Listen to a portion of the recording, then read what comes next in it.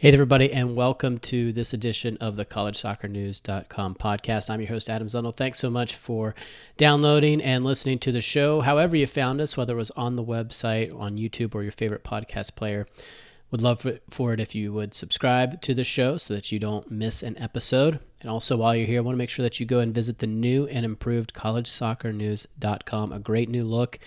Crossing our fingers, we think that soccer season is just around the corner, so you're going to want to go and check it out so that you don't miss any of the latest news on anything happening across the country. So collegesoccernews.com. All right, let's go ahead and get to our guest. It's Mike Marchiano from Drexel. Full disclosure, Mike and I go back a ways. I was employed by the University of Maryland as its sports information director back when Mike was a freshman winning a championship with the Terps. So we have some familiarity, although it's been a while. So I hope you enjoyed this conversation with Mike Marchiano. All right, here we go. The head coach at Drexel University, Michael Marchiano. Mike, how are you, buddy? I'm doing really well, all things considered. Thanks for having me on, Adam. Of course, it's good to see you. We go back a while. We were talking about that before the show started, but it's been it's been about a year since you were hired, still undefeated. Still undefeated. First time in Drexel history. So, I mean, you're in a unique everybody's in a unique circumstance, but this year's probably been very different to start, and then basically, things kind of disappeared right away. So what was the year like for you? Oh man. Well,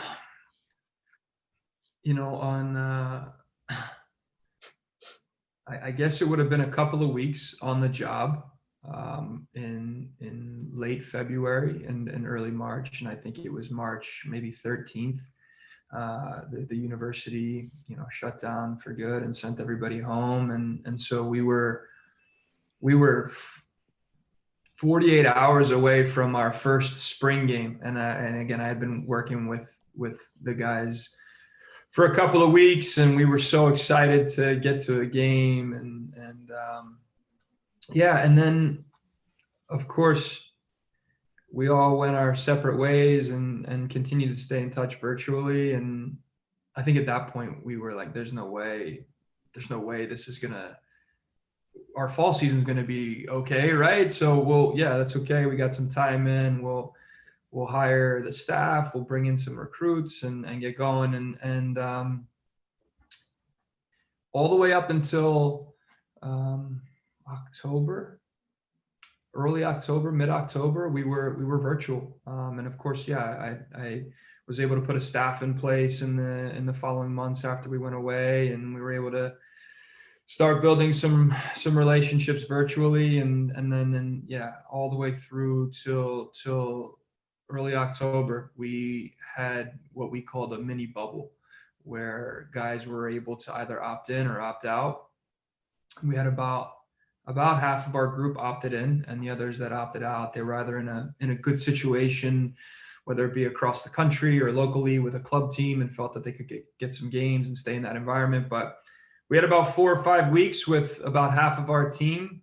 And that lasted until just before Thanksgiving. And then we kind of parted ways and once again resumed our virtual existence. So it has been a really odd transition, and not even for all of us, right? For all of us, we haven't been able to build that foundation of a relationship. And we haven't met all of the players yet, Adam, and so in person, we're all really looking forward to that day, hopefully in the not too distant future, where we can get together and get going. But I've really enjoyed the little bit less than a year I've had at Drexel, and getting to know a lot of the administration and support staff and the campus and the city, and so there's been a lot of positives to take, but overall, I would have never envisioned this being my first 10 months as a college head coach. But it is what it is, and we'll make the most of it. So, as you've obviously had some stops as an assistant coach, what this is supposed to look like, right? But at the same time, having gone through it as a head coach, nobody has any experience doing it either. So, I mean, who did you talk to? Who did you lean on? Who did you say, are you having this? Or like, what was that like? Yeah, I think you lean on everybody that you can. I think the problem was that nobody had any answers, like you were saying, and so, um, you talk to former coaches like Sasho and Russell and Steve at Loyola, and you try to see what's going on in their camps, and you talk to former teammates and friends who are playing in the MLS or in Europe, and you're just trying to figure out the protocols um, and just all the different colleagues in college soccer, but I think everybody's scenarios were a little bit different. Some people were able to do a whole lot more than others. Some people were able to do nothing. So it was really hard to find the right advice on how to proceed. And I think the things became really difficult when we didn't know what to look forward to. Like I said, in the spring we broke, but we always had, all right, let's prepare ourselves for preseason, right? And we can talk about some of the team building, some of the environmental stuff, the behaviors, and we can talk about the dominant principles that we want to implement. And we always had August, whatever, 12th to work towards. And then when that was removed, it was, I don't know, it was very difficult to find direction, but you take it one day at a time. And I think we all have kind of fallen into that groove, and you do the best that you can. But a lot of us are in this together, and not many of us have the answers. So it's definitely an interesting dynamic. A word you've mentioned twice already is relationships, and how, I mean, that's, the core of what you do ultimately, and how difficult it is.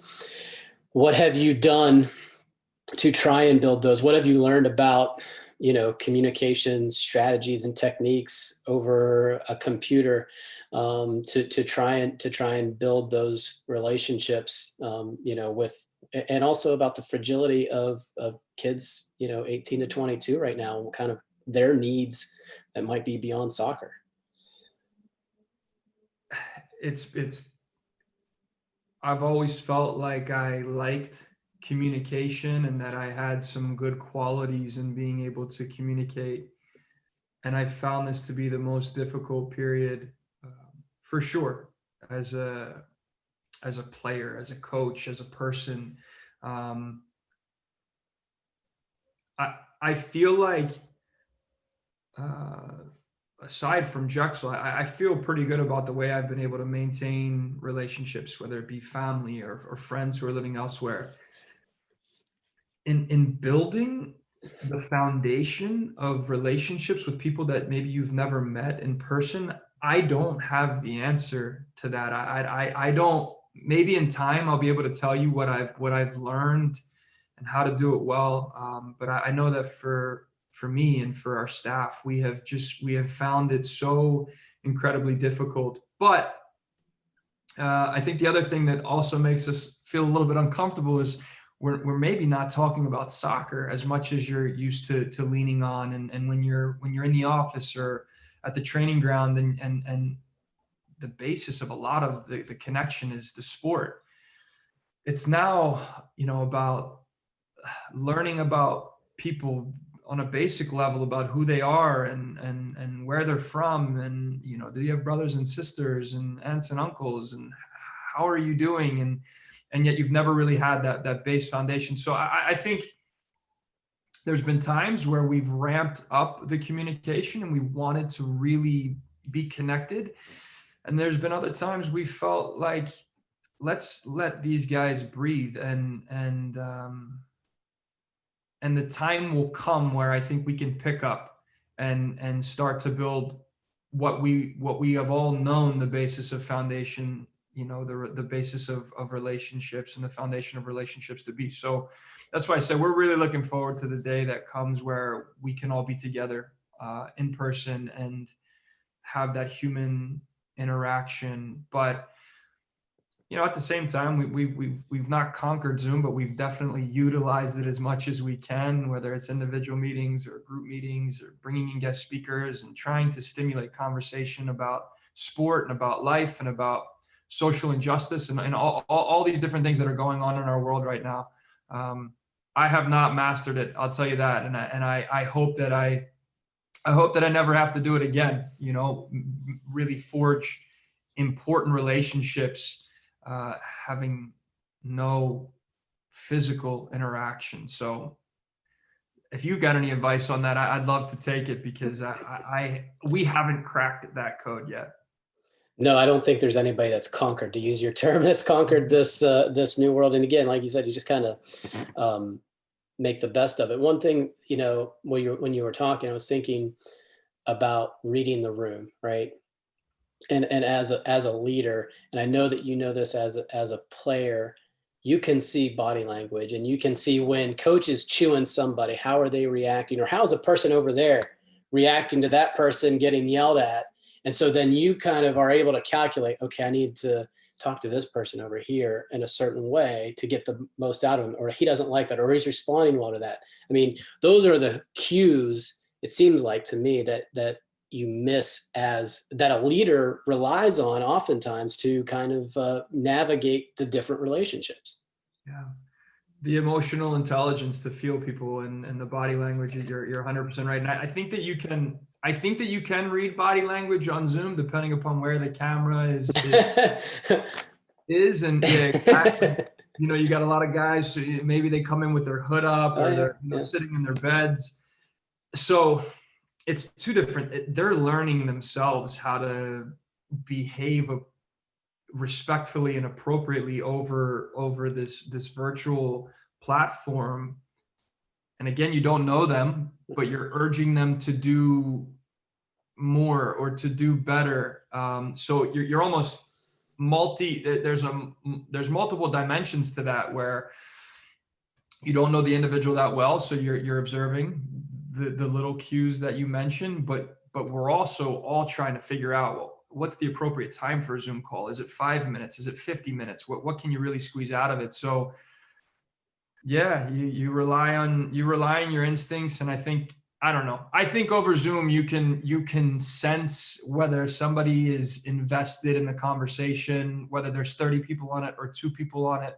I think for sure the smaller and more intimate the setting, then the more that you can get the right pulse on it. But yeah, certainly a challenge. And like I said, we haven't conquered it. So we just try to be as efficient as we can in these calls, and make sure that everybody feels stimulated by it and is doing their best to be invested and doing their best to appear respectful. And that goes far beyond men's soccer calls. It's when they're in their classes and when they're communicating with their own loved ones. So yeah, really complex communication aspects to think about for sure. As I tell my son, just because you can do your Zoom call from your bed in your pajamas doesn't mean that you should do it. Just like you're talking about, and you're being respectful. Let's move on to some happier times and away from times when you actually play. Let's go back to your playing days at Maryland, 2-time champion. Can you talk a little bit about your development as a player there, and how that's affected, how you view the game of soccer, and also college soccer, and its role for, a top prep player looking to develop and have a career? Yeah, those are some of the best days of my life.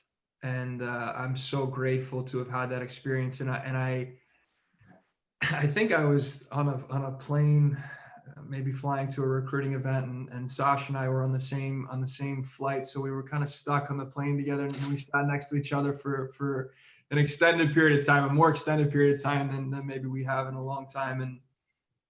And I said to him, like, you understand how difficult that experience can be, the demand that is placed on these student athletes, and not in a way that you're complaining about it at all. I just think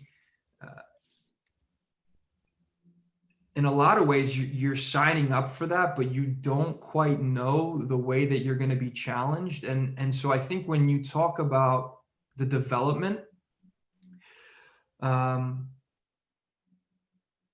I I am so grateful to have been in an environment like that where you have to sacrifice so much. That's the requirement to be successful, and the reward, maybe it's not immediate, but the reward that comes from it, whether it's becoming a better soccer player, a better passer, a player who can press better. Um, of course, those things happen, but I think the what you learn about yourself in an environment like that, and the way that you cope, the way that you figure out how to collaborate with people. Um, I remember coming back to Maryland. I spent a small amount of time with Real Maryland in the USL, and and I remember coming back to jump into a training session with the team, and I had almost this moment where I I felt this confidence to play the game, to jump into the training session that maybe I wrestled with during my entire career at Maryland. And I got to the very end, and I think maybe it was because I was playing with younger players, and you sort of evolve. I just felt like I was in a really good place mentally, and I was able to play really, really well. And that moment was a real measurable feeling, both from a performance standpoint and a mindset standpoint, that I had come a really, really long way. And so I had an amazing 4 years there. I mean, you mentioned we won a couple national championships, is because I was able to play with some of our country's best players. I don't know who gets to go to college and play with, so many guys who play in the World Cup and national team. But I had an amazing time. If I could do it all over again, I would. I wanted to play at the highest level. And although I didn't know exactly what I was signing up for, Sash and the coaching staff, and the players, the environment there, you're not going to find a better one, where you're going to go and get better every day, but you have to. The requirements, the demand is so big. And yeah, I learned a lot from that I can take forward for as long as I'm coaching in college soccer. When you said you have to sacrifice so much, and you were saying that, what exactly did you mean? Did you mean sacrifice your individual talents? Did you mean sacrifice your social life? What does that mean? I just think the daily commitment to your craft is probably what I'm referencing the most. And naturally, yeah, that's going to be your social life. It's going to be your summer vacations. It's, when we were there was a culture in place. There was an expectation that you spend your summers there, and your falls and your winters and your springs. And I just think we all wanted to, which I think is why it was successful. But when you talk about sacrifice, I think that's what I mean, is that for today's the young student athletes in high school or in college, I think if waking up every single day and knowing that you need to commit to your craft, whether it's what you're eating and the way that you take care of your body. Look, we had great social lives at Maryland, and we enjoyed ourselves. There's no doubt about it. But I think none of us woke up. There wasn't a single day that went by where we did not spend time on our game, on our team, and on the dynamic that existed inside of that. So sacrifice, meaning that for every single semester, when you step foot at College Park to when you graduate, it was almost full go. That's a lot of good stuff in there. And you talked about, basically you could go down a couple of those rosters, and it's a who's who. But you were captain twice, So what is it about? Did you recognize yourself as not like I'm the leader, but like that, as having good leadership skills, as kind of being that mediator? How long did you have that kind of knowledge about yourself, and how did it feel to be, directing Graham Zusi where the heck to go, and AJ to get back, and all that other stuff? Yeah. So, I think when you're a coach or you're a leader, you certainly understand the different types of leadership that can exist and can be successful. And I think I was from a pretty young age, and I still don't know exactly where it came from. I, I just liked to talk on the field. I liked to verbally communicate on the field, and I think I was a pretty good player. I think I brought things to the table from a technical and a tactical standpoint, but I think my ability to verbally communicate, which not, not a lot of people do nowadays. When you go watch a game, there's not a lot of that, but I think that's what, quite frankly, gave me the opportunity to go and play at a place like Maryland, let alone become a captain. But I think that's what it was. I think when you pair the sacrifice with some of those communication skills, I think I positioned myself and I earned the respect of my teammates and my coaches. But my role went far beyond the field, and how you build relationships and how you show empathy and compassion for some of these guys when they come into college and they're struggling. And yeah, I had it really good. I was able to kind of sit deeper in midfield, and like you said, whether it was a Rodney Wallace or Graham Zuzi or Jeremy Hall, with Omar and AJ playing behind you, for me to have the capacity to communicate and help position those guys maybe a little bit better than maybe they would have been otherwise. I think that's where, it really suited me well and suited the team well. And it was an absolute privilege to be a captain of those teams, for sure. When did coaching start to creep into your mind? Was it something you always kind of had a thought on, or was it like, hey, as you're having these leadership roles on teams, that there's an evolution there that you wanted to go to? When did that kind of pop into your brain? It happened, believe it or not, even though I kind of behaved like I was a coach on the field, I hadn't really given it too much thought. I mean, my dad was my coach when I was younger. But I think the moment for me was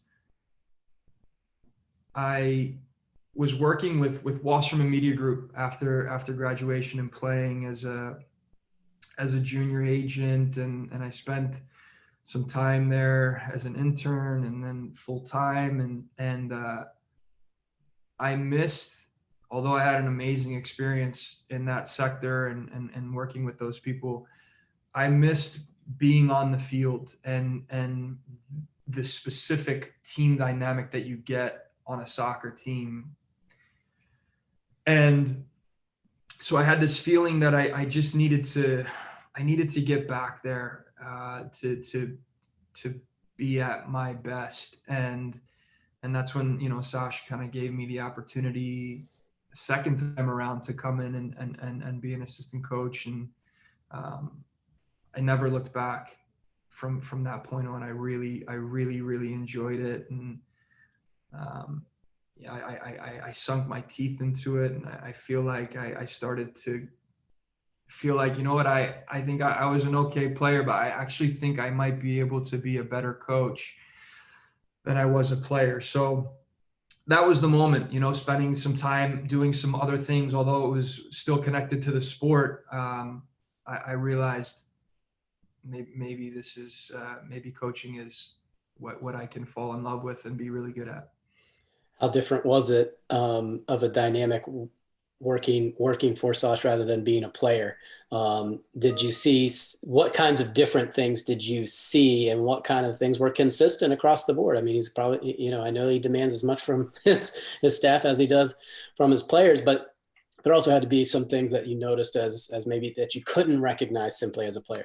Yeah, of course. Like you said, demanding for sure, both as a player and as a coach. Intense in a good way, in the way that he kind of approaches and attacks each day, each training session, each game, each conversation. those things were very similar, but I think the time that I spent coaching there, you get to see the subtleties of the details of the structures that are put in place, the standards for what the environment needs, whether it's training gear and making sure that the guys are wearing the right things at the right time, or the way that the time that you show up for training, and the way that you interact with the support staff, whether it's the academic advisors, the athletic trainers. I think when you're in it, you take it for granted, and maybe you don't observe the way that you normally would. Whereas as a coach, you start to be a part of those conversations where there's some corrective elements, where you're holding people accountable for not getting those things right. And of course, you've got the recruiting and the scheduling and the other parts of the program that are needed. But until that point, you don't have an appreciation for Sasha. I think is a juggernaut at running a program, and the as if it's a Fortune 500 company, and his capacity to have his hands on everything, and make sure that everything is sort of up to standard. If I had never been a coach there, I don't think you get an inside look to that. So the well-roundedness and the standards that apply to not just going and winning games and the talent that you bring in, but just to everything that is done around there. So 6 years, I think, in total I spent between a player and a coach. And I was really fortunate. Really grateful for that time. But like I told him on the plane, it's not easy. It is not easy. It's a bit difficult. So it's not easy. And I think he'll tell you it's not for everyone too. Correct. But that experience has been a while now. It's been a while now. You've had a couple of different stops, at which I think is really good in terms of, you're not just out of this mold, right? You're not just going to try and replicate what they do there. That's just not possible. So what kinds of things have you learned at your different stops? And then on the back end of that, and we can answer that first, and on the back end of that, be thinking about how difficult it is. So you take a little bit of Sauce, you take a little bit of Russ, you take a little bit of all these other places. How difficult is it for you to be you? Even as a leader and somebody that found a voice on a field full of all-stars. Not saying you weren't an all-star yourself, but to be comfortable, being you and having your own voice. So a lot there to unpack, but the first part, kind of the different stops and what you liked in different places, and kind of the things that you observed on your journey to being a head coach. Yeah, I think you're spoiled in a sense when all is the University of Maryland soccer. I think you're right. Spending time at different schools, you understand the different profiles, the different resources or lack of resources, the cultures attached to the institutions or the cities. I think just by going, when I was a player and a coach at Maryland, the expectation is that you win every single game, and that you're competing for a national championship properly every single year, right? And like I told you, the mindset that you have, when I realized when I came back and I trained, when you go to schools that aren't kitted out by Under Armour and don't have the plush Bermuda grass training field and stadium and the 7,000 people in the stands, I think you need to live that. And not that you need to change your expectations and that you're going to try to win every game and try to win championships, but I think there are realities to that, and there are levels to this. So I think as a college coach, the experiences of going to those different institutions and figuring out the academic profiles and the personality of the cities and the pipelines that you could create from recruiting it. And people telling you no, right? Whether it's recruits or families, or you're asking alumni for things, you can't do that here. And because of it, you suffer and you have to adapt, and maybe you don't win the way that that experience is so, I don't know if humbling is the right word, but you're grounded in a sense that it's like, this is the reality that, you know, you have to find different ways to be successful. And like you said, you can't just take this blueprint of the things that you know and then drop it at Wisconsin, Milwaukee, or drop it at West Point. And I think as we move into that second part of the question, my evolution as I went as an individual, although I was learning those things at the different stops, and I was also learning different things, right? So you're learning what doesn't work from the things that you took from Maryland, and you're learning other cool things that you didn't really have from Maryland. You're evolving, and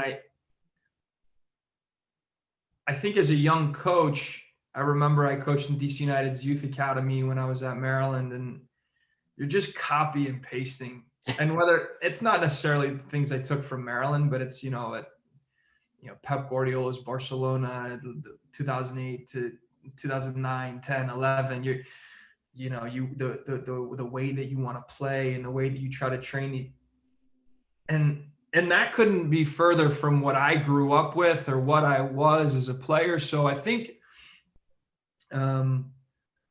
as time goes on, you realize that there's only so much that you can copy, and copy and paste only takes you so far. I think,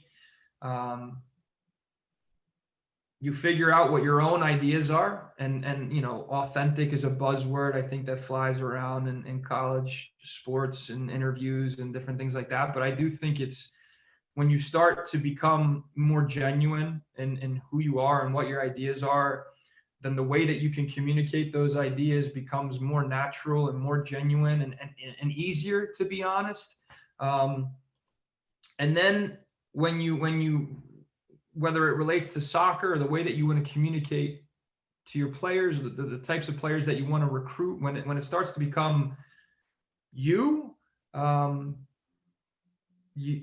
me, you become a better version, of a coach. And when you achieve that standpoint, then you can, not that you should stop taking all these ideas from elsewhere, but I think then you can take these ideas, whether they're training exercises or they're principles of play or there's recruiting methodologies or teaching methodologies.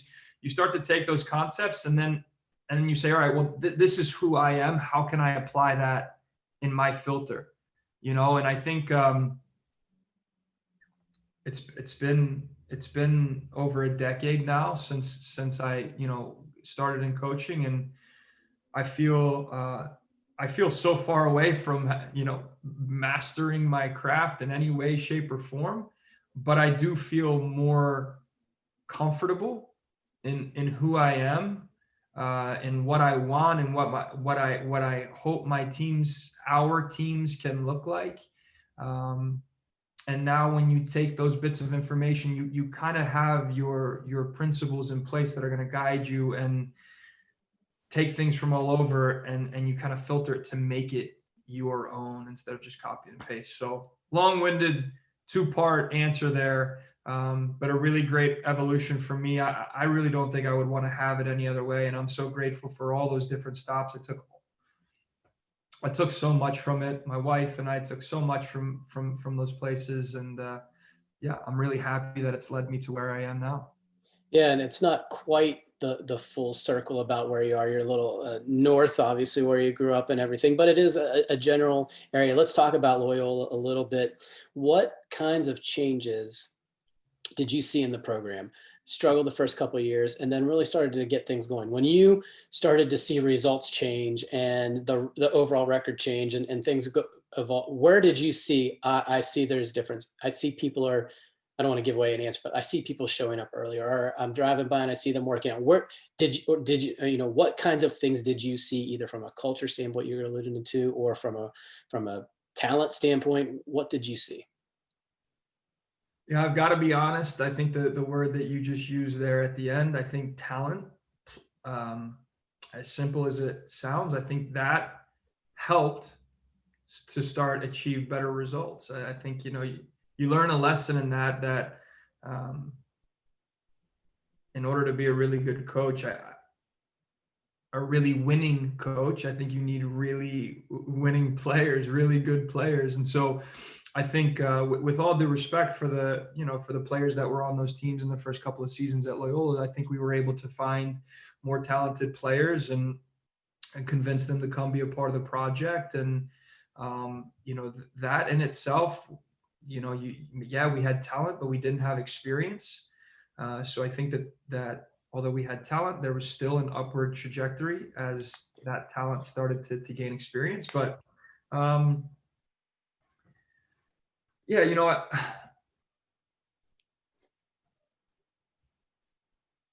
think the recruiting model was different from when we took over to where it went, and the emphasis on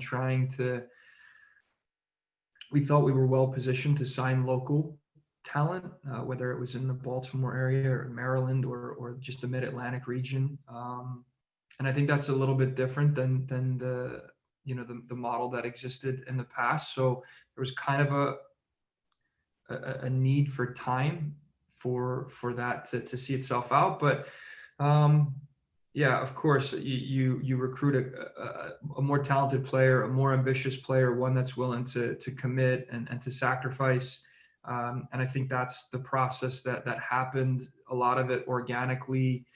And then, part of it is us guiding and creating those expectations. And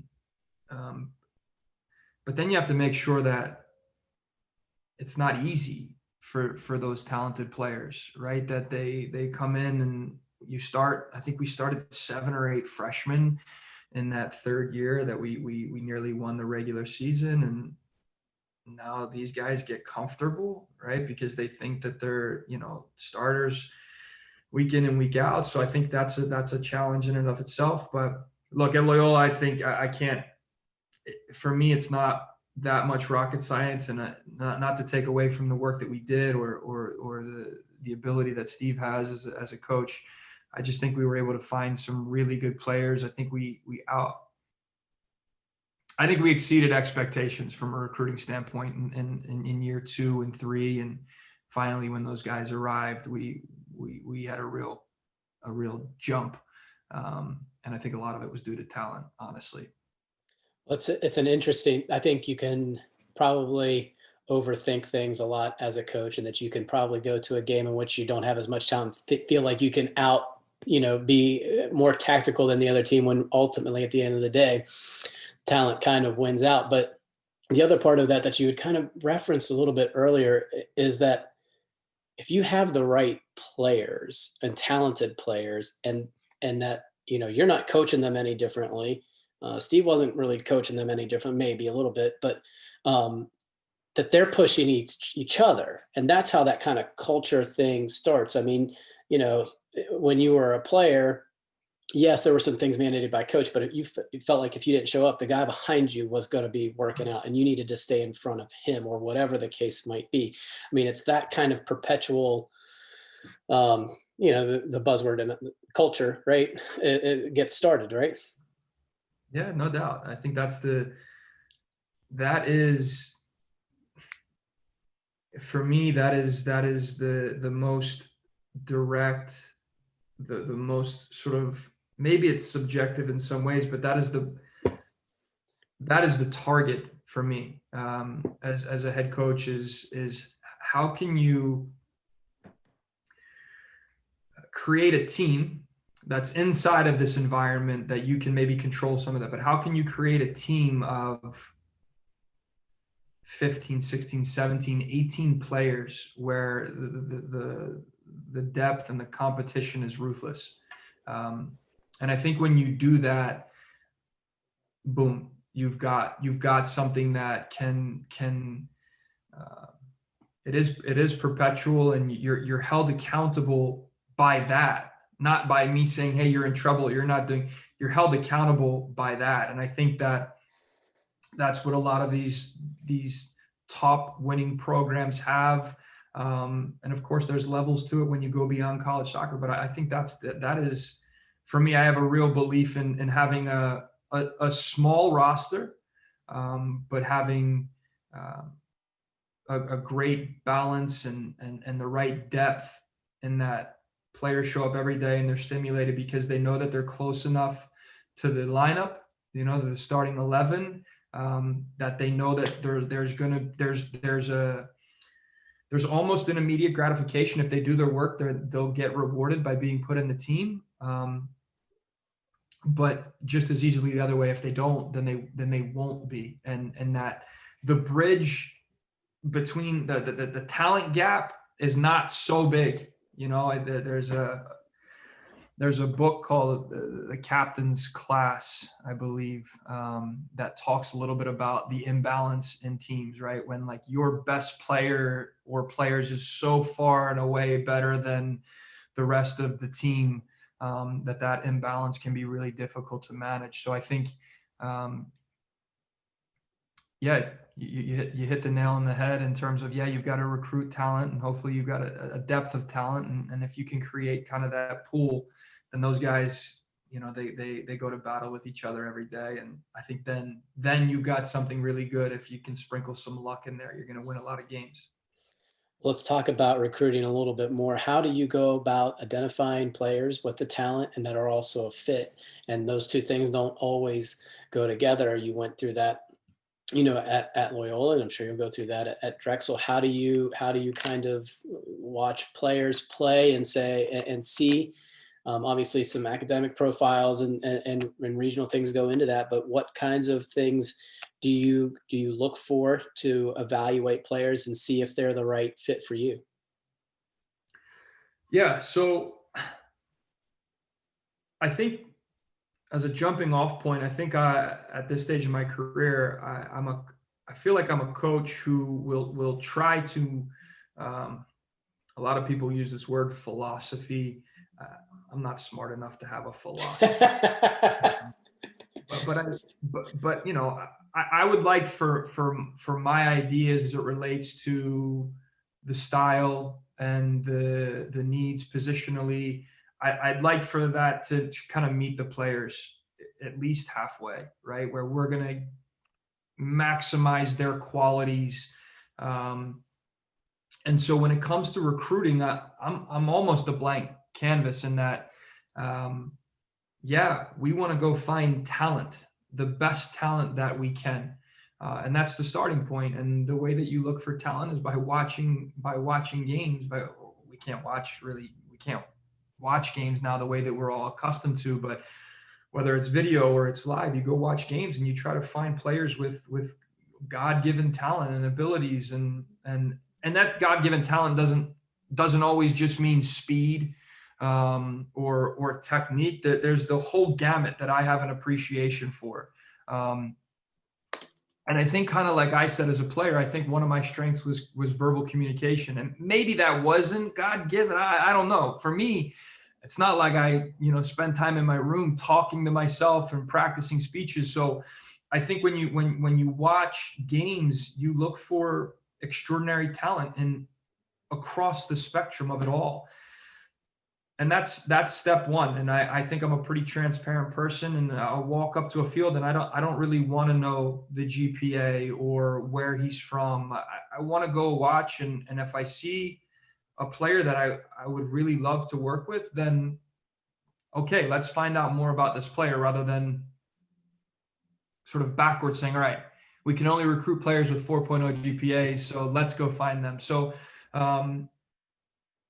we go and we look for the talent, and then the,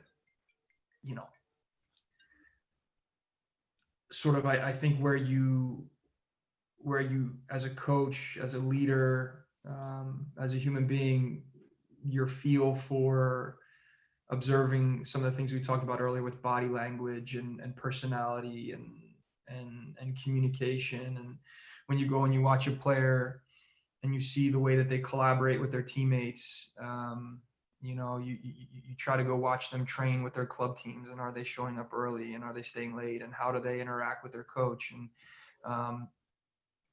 those things are so difficult, I think, to to get a pulse on, and yet that's where the dirty work lies, is going up and down 95 and watching training sessions and watching games. And if you're going to recruit internationally, go watch 20 games of this player, and don't focus on the amount of diagonal passes that he's playing, but try to listen to what's being said. And when they concede a goal, what is he doing? And I don't know, maybe these are corny things, but they're valid, I believe, when you start to say, all right, yeah, we have the talent, but now does this player have the character that we're looking for?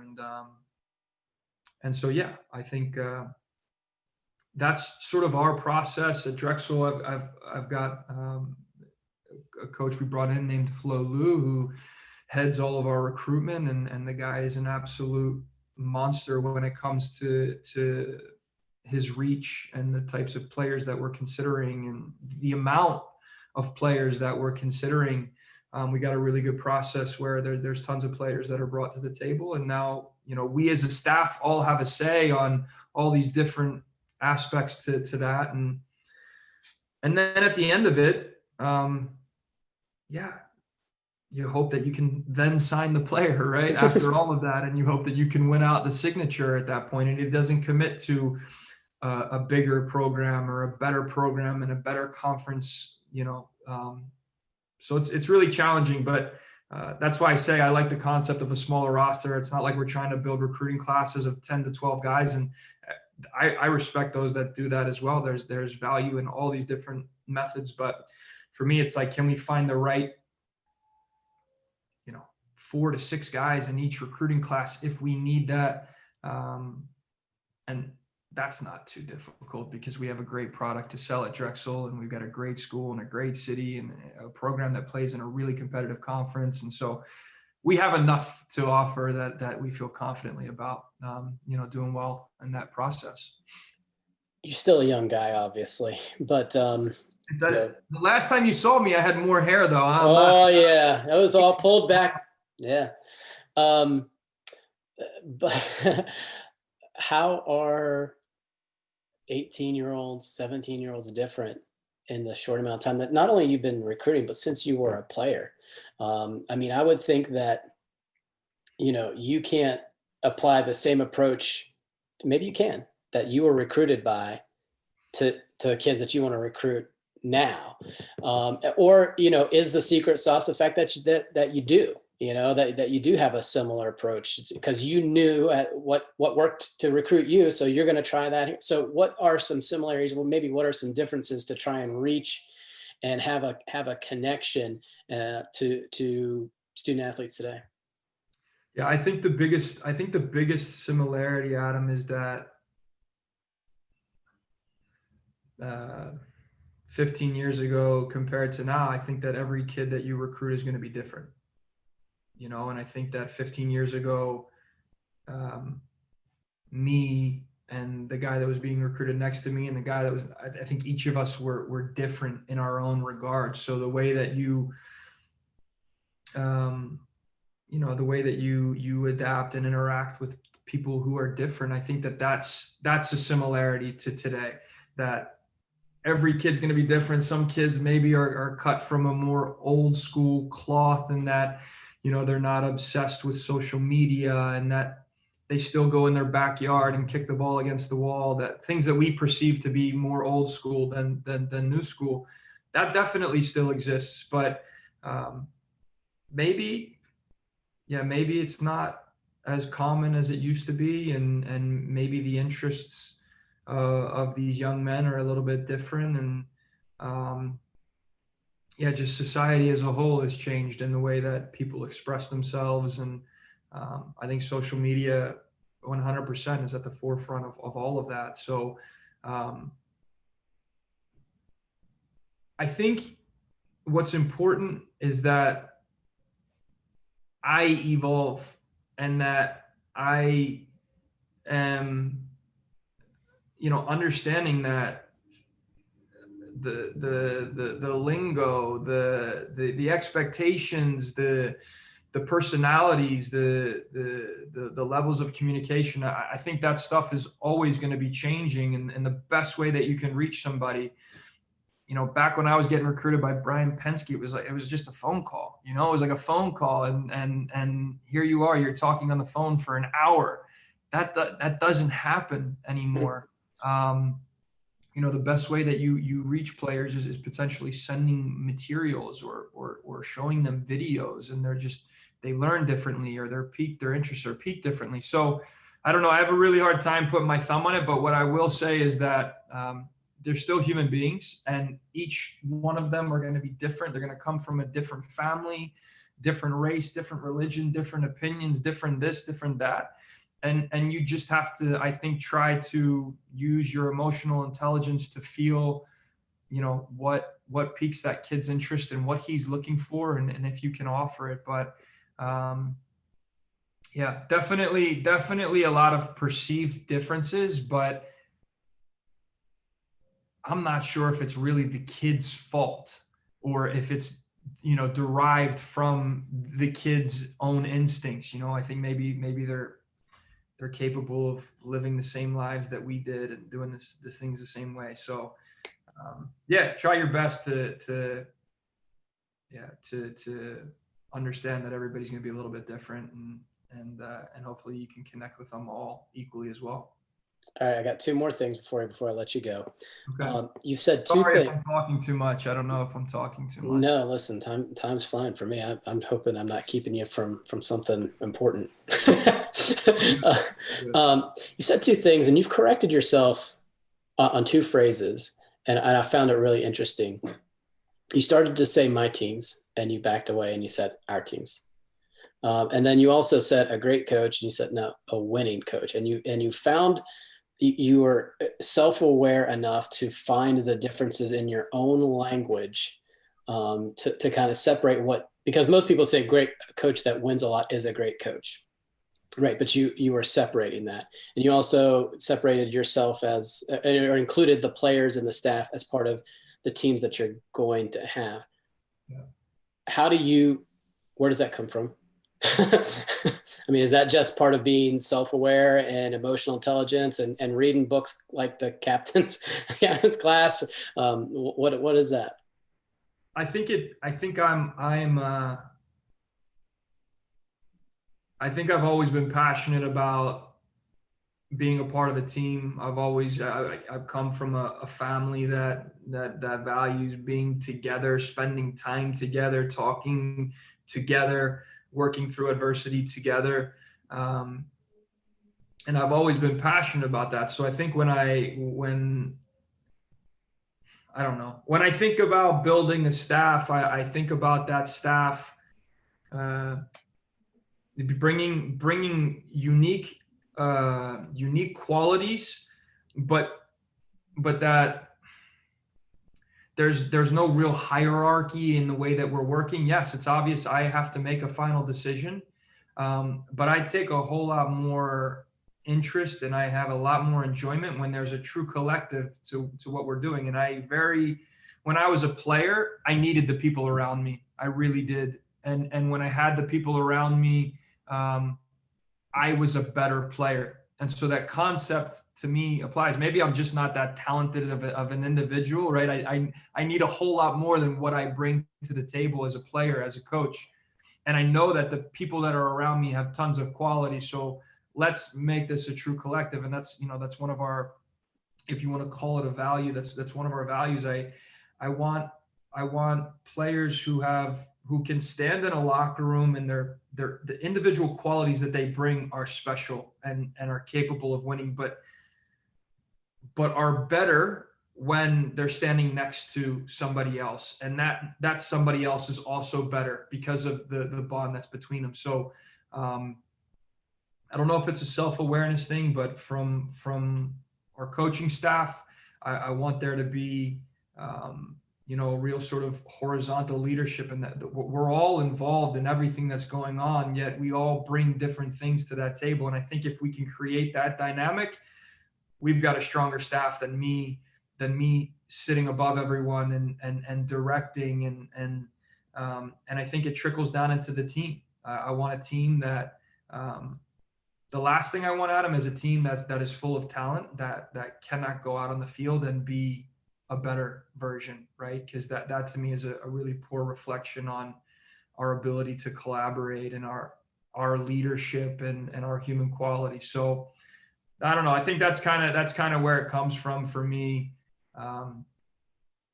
But without having a philosophy or putting these, it's just what I enjoy. I really do. I enjoy constantly communicating and constantly asking for help and opinions. And that's to all of our coaches and all of our players. Well, I think I think it comes across, and I'll tell you. I mean, just kind of listening to you, it seems obvious that when you are stepping back, I mean, words matter, and obviously, that somebody that communicates a lot, and when players, are able to understand the collective, like you are alluding to, I think that does come across. So, I will leave you. Let's do one more here. Let's talk about some soccer, some games, anything that's going to happen here. So what is the plan now, within the league with Drexel going forward here for the spring? Yeah, so we're in terms of a timeline, we're probably about tomorrow, actually, January 13, we'll start our testing protocols, and there will be kind of a couple phases for that, for the incoming freshmen and for the returning players. And hopefully we clear some tests from this week into early next week. And if everything goes well, we'll hopefully be on the field like January 20th. So middle of next week. We have some tentative dates set for non-conference games, and our university has kind of supported us in saying, look, let's try to play 10 to 12 games this spring if we can. If we lose some, no big deal. Maybe we can try to reschedule them. So probably by the end of February, once again, if we can stay on a good course, we'll play some non-conference games, and then I think March 12th or March 13th, we're going to play our first CAA game. And so what the CAA has done is they've created a North and a South region, and we'll play, there's 4 teams in the North region. So we'll play 2 teams, we'll play them once, and then 1 team will play twice. And I think, the top 1 or 2 teams out of that group will advance to play in a CAA championship come April.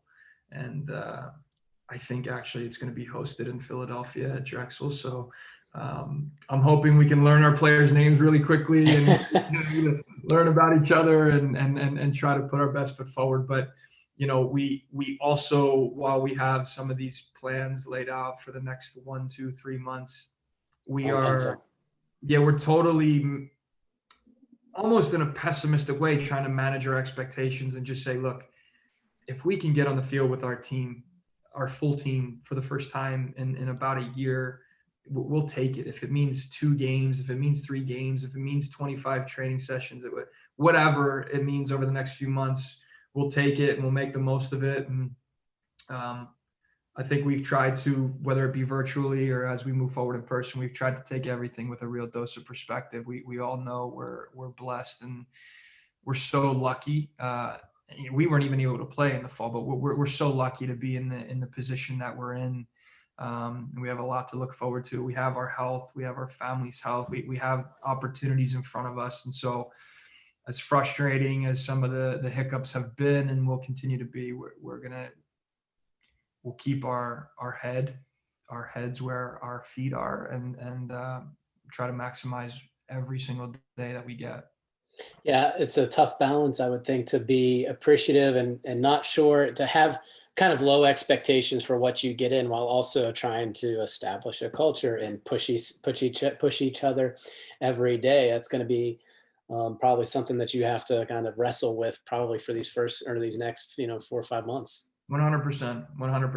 We're gonna do our best to find the right balance there, because none of us want to go play in those games and not put our best foot forward in trying to win those games. But we'll have perspective at the forefront, and we understand that there's something much bigger going on than what we have going on, and we've got to be grateful. So one day at a time, and maybe we'll get the next 3 or 4 months, and we'll play plenty of games, and we'll have plenty of training sessions, and things will go really, really well. But we'll do everything that we can to ensure that happens, but we can't control the rest, and we're at peace with that as much as we can be.